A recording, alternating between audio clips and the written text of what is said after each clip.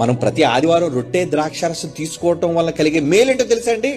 ఏమండి, ఎవరైతే ఈ రొట్టెను తీసుకుంటారో, ఎవరైతే ఈ ద్రాక్షారసాన్ని తాగి పాత్రలను త్రాగుతారో వాళ్ళు నిత్య జీవం కలిగిన వాళ్ళు. దేనికి తీసుకుంటున్నాం?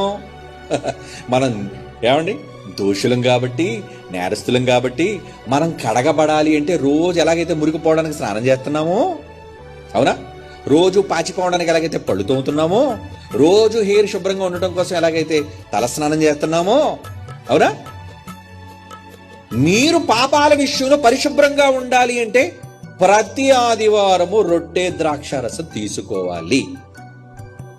మరి మా చర్చలను ఎప్పుడు ఇవ్వరండి.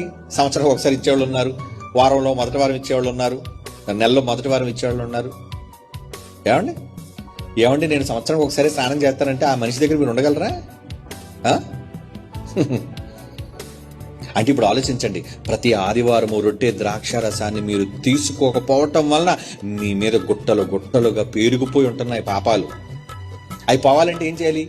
మురుగు పెట్టేసింది, స్నానం చేయి, ఫ్రెష్ అయిపోయావు. రక్తం తీసుకో, శరీరాన్ని తిను. దానివల్ల ఏంటి నీకు ప్రయోజనం? ఏం ప్రయోజనం దేవుడు ఇచ్చాడు మనకి? ఏం ప్రయోజనం తెలుసా? నువ్వు ఆయనతో పాటు అన్యోన్యత కలిగిన వాడుగా ఉంటావు గనుక ఇప్పుడు నీకు ఒక ఆఫర్ ప్రకటించాడు. ఏంటో ఆఫరు? అదే 7వ వచనంలో మనం చదువుతున్న మాట.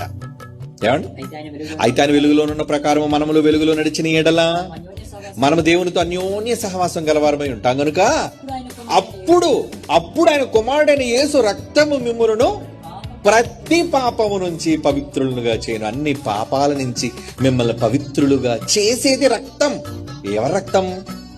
నిర్దోషి నిష్కల్మషుడు అయిన పవిత్రమూర్తి అయిన యేసుక్రీస్తు వారు సిలువలో కార్చిన రక్తము.